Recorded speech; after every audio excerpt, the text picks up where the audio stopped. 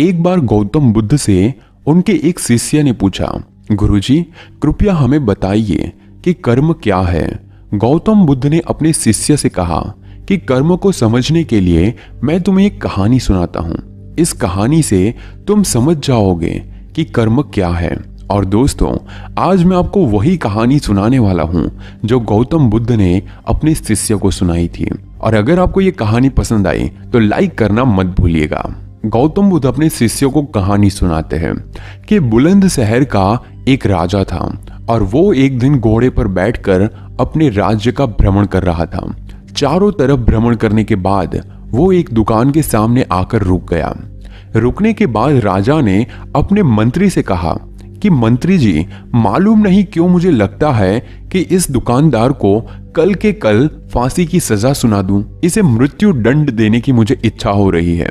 मंत्री राजा से इसका कारण पूछ पाते इससे पहले तो राजा उसके आगे निकल गए।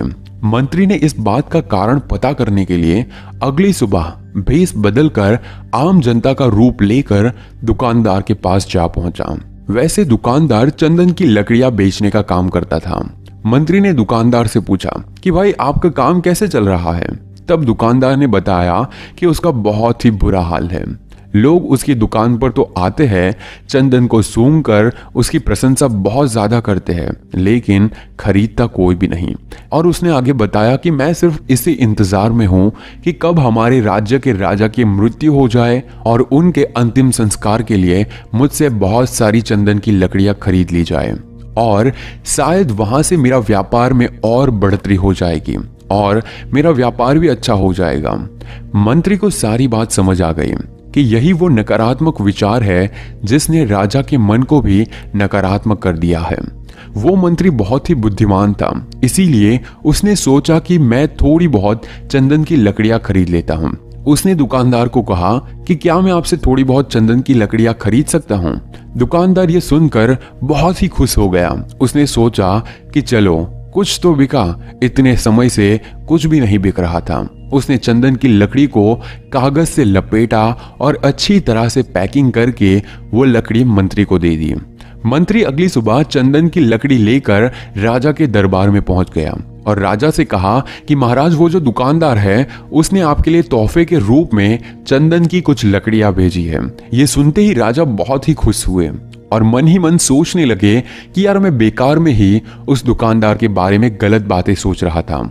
उसने चंदन की लकड़ी को हाथ में लिया। उसने बहुत ही अच्छी तरह से उसको सूंघा। उसमें से बहुत ही अच्छी सी सुगंध आ रही थी। राजा इससे बहुत ज्यादा खुश हुए और उस राजा ने दुकानदार के लिए मंत्री के हाथों से सोने के सिक्के भिजवा दिए। उसी आम जनता का रूप लेकर मंत्री अगले दिन सोने के सिक्के के साथ दुकानदार के पास पहुंचा। दुकानदार बहुत ही खुश हुआ। उसने सोचा कि मैं राजा के बारे में कितनी गलत बातें सोच रहा था। राजा तो बड़े ही दयालु है। और यहीं पर गौतम बुद्ध ने यह कहानी खत्म कर दी। ये कहानी जब खत्म हुई तब गौतम बुद्ध ने अपने शिष्यों से पूछा कि अब आप बताइए कि कर्म क्या होता है। शिष्यों ने उत्तर देते हुए कहा कि शब्द ही हमारे कर्म है। हम जो काम करते हैं वही हमारे कर्म है। जो हमारी भावनाएं हैं वही हमारे कर्म है। गौतम बुद्ध ने सभी शिष्यों के जवाब सुनने के बाद ये कहा, आपके विचार ही आपके कर्म हैं। अगर आपने अपने विचारों पर नियंत्रण करना सीख लिया तब आप एक महान इंसान बन जाते हैं। जब आप अच्छा सोचते हैं तब आपके साथ अच्छा होता ही है और वो होता ही रहेगा।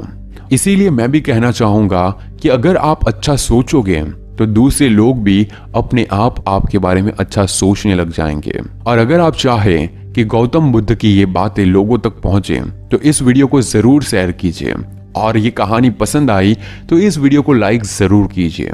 धन्यवाद।